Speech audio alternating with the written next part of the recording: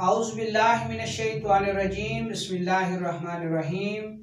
मैं हूं आपका तबीब हकीम लियाकत अली खिची और आप देख रहे हैं हमारा यूट्यूब चैनल हर्बल वर्ल्ड।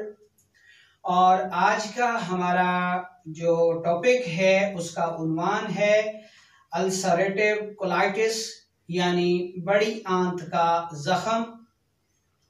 तो दोस्तों, अपने टॉपिक की तरफ बढ़ने से पहले आपसे गुजारिश है कि अगर आपने हमारा ये चैनल सब्सक्राइब नहीं किया तो जल्दी से इसे सब्सक्राइब कर दें और साथ लगे घंटी के बटन को भी दबा दें ताकि तिब सेहत के मौजू पर हर नई आने वाली वीडियो आपको सबसे पहले मिल सके।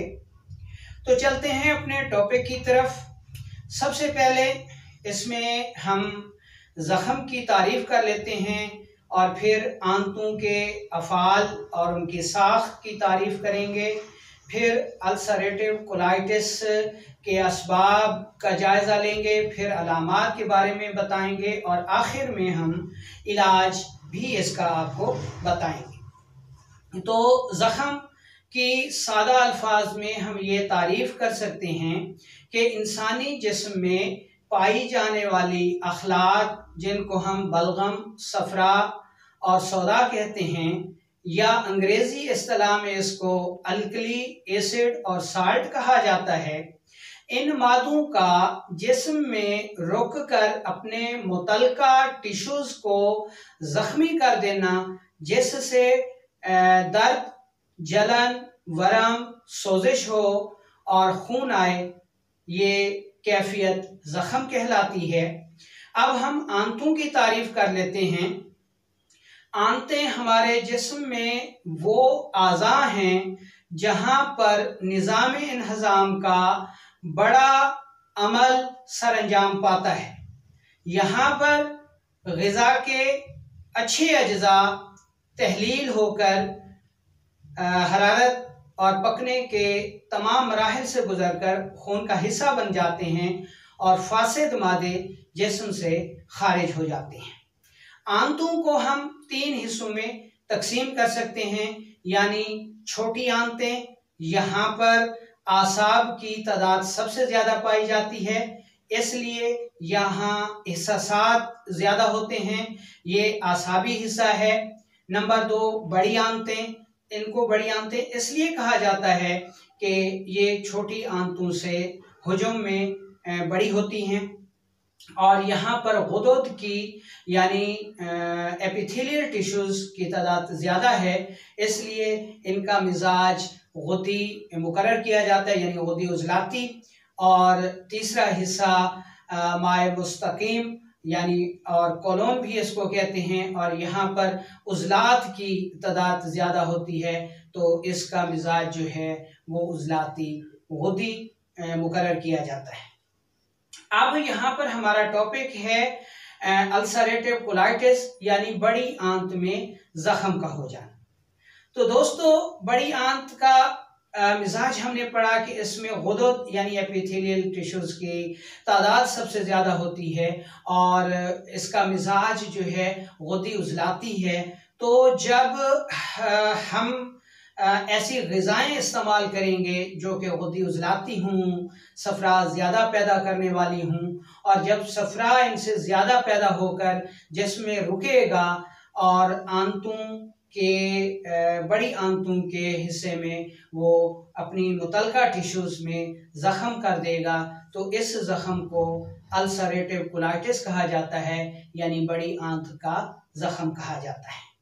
अब हम इसके असबाब आपको बताते हैं। इसके असबाब में मुरगन ग़िज़ाओं का ज़्यादा इस्तेमाल है, शराब नोशी है और इमसाकी अद्वियात में उन अद्वियात का इस्तेमाल जो गुदी उजलाती हैं, जैसे अकरकरा हो गया, छुहारा हो गया या ज़ाफ़रान, कुश्ता सोना और अजवैन देसी, यानी इन चीज़ों का बकसरत इस्तेमाल हो गया। दाफ़े दर्द अद्वियात जैसा कि ब्रूफीन वगैरह हैं, इनका बकसरत इस्तेमाल, बाज़ एंटीबायोटिक और अग़ज़िया में ऐसी ग़िज़ाएँ जो कि फ़ास्ट फूड के ज़ुमरे में आती हैं जिन पे स्प्रे बहुत ज़्यादा की जाती है, यानी तेज़ खराशदार अग़ज़िया जो कि खाद वगैरह के ज़्यादा इस्तेमाल से, इसी तरह ख़वातीन को अगर देखा जाए तो उनमें फैमिली प्लानिंग की अद्वियात का इस्तेमाल जो है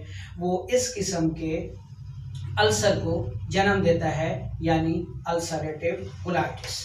इसके अलावा गर्म माहौल में काम करने वाले लोग, मसलन तंदूरची जो कि तंदूर पर रोटियां लगाते हैं, चाहे वो मर्द हों या ख़वातीन हों, या गर्म माहौल में मुसलसल रहकर काम करना भी इसका बड़ा सबब होता है।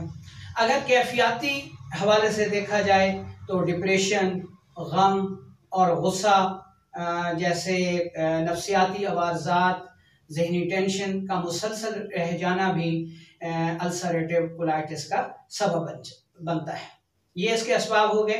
अब हम इसकी अलामात का जायजा लेते हैं कि हमें कैसे पता चलेगा कि ये अल्सर जो है, ये जख्म जो है, ये अल्सरेटिव कोलाइटिस है। दोस्तों, आंतों, बड़ी आंतों के मकाम पर शदीद दर्द का रहना, जलन का रहना, पेशाब का जर्दी माइल आना, कतरा कतरा आना, जलन के साथ आना, गम और गुस्सा बहुत ज़्यादा आना, हाई ब्लड प्रेशर का ज़्यादा हो जाना, बेचैनी होना, शुरू में तो नींद ज़्यादा आती है लेकिन इंतहाई मर्ज पे नींद जो है वो ख़त्म हो जाती है, पाँव और हाथ जो है वो जलते हैं, प्यास बहुत ज़्यादा लगती है। अगर मरीज़ इस मकाम पर पानी ज़्यादा पीता है तो फिर उसको पेशाब सफ़ेद आता है और जलन भी नहीं होती, लेकिन बाकी अलामात सारी पाई जाती हैं। बड़े पेशाब के साथ कम मिकदार में खून आता है और बड़ा पेशाब भी जो है, यानी पखाना जो है, ब्रास जो है, स्टूल जो है, वो थोड़ा थोड़ा बार बार पास होता है और उसमें खून आया करता है। ये इसकी अहम अलामात हो गई। अब हम इसके इलाज की तरफ चलते हैं। तो कानून मुफरद अज़ा के मुआलजीन जो है वो इसका इलाज गुदी असाबी से असाबी गुदी अद्वियात के तहत करेंगे। गुदी असाबी में मुहर्रिक शदीद, मुहर्रिक, मुलयन, मुसिल, अक्सर और तरियाक जैसी अद्वियात शामिल हैं और असाबी गुदी में भी हिस्ब ज़रूरत अद्वियात इस्तेमाल कराई जा सकती हैं। यानी इस मर्ज का इलाज आप गुदी असाबी से असाबी गुदी में करेंगे। जवार शाही भी इसलिए इसके लिए बहुत ज़्यादा बेहतर दवा है। अब आम लोग इसका इलाज कैसे करेंगे? आम अहबाब के लिए चंद नुस्ख़ाजात बता रहा हूँ। इसमें सबसे पहले तो आपने गर्म अग़ज़िया अद्विया, मसलन मुरगन ग़िज़ाएँ, ब्रेलर हो गई, करेला हो गया, मेथी हो गई, पालक हो गई, साग हो गया, अंडा हो गया, अखरोट हो गए, पिस्ता हो गए, इन चीज़ों को छोड़ देना है। ठीक है जी, इन चीज़ों को आपने नहीं खाना।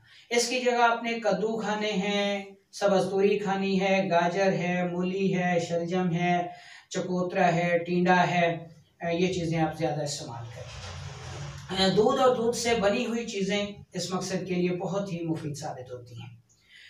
1 कप दूध या फिर पानी में 1 चम्मच शहद मिला के पीना, खाली पेट पीना, इस किस्म के अल्सर के लिए बेहद मुफीद साबित होता है और चंद ही अरसे में, चंद दिनों में, 1 से 1.5 माह में ये अल्सर मुकम्मल तौर पर ठीक हो जाता है।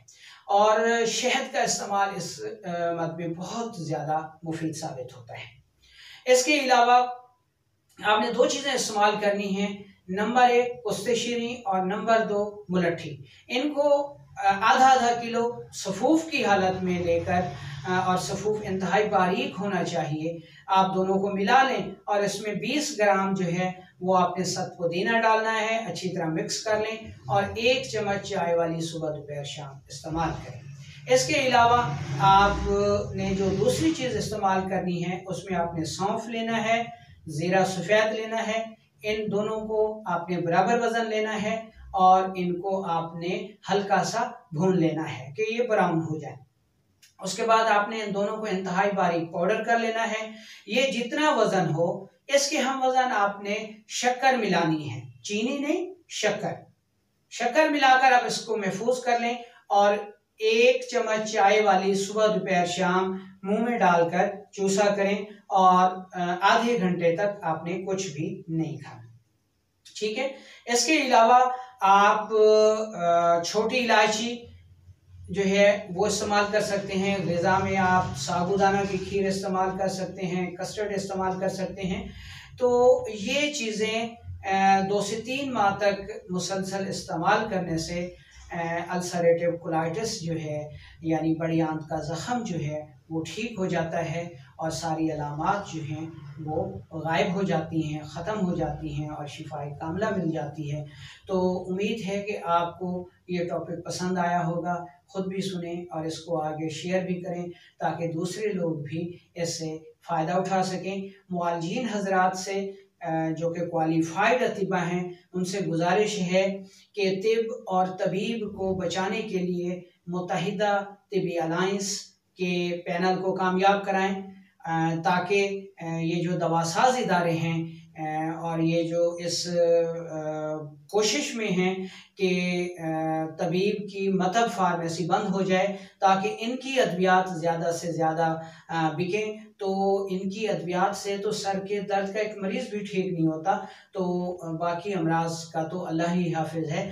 इसलिए अतिबा कराम से गुजारिश है कि मुत्तहिदा तिबी अलायंस को वोट देकर कामयाब कराएं ताकि पाकिस्तान में तिब और तबीब को दवासाज इदारों के चुंगल से बचाया जा सके।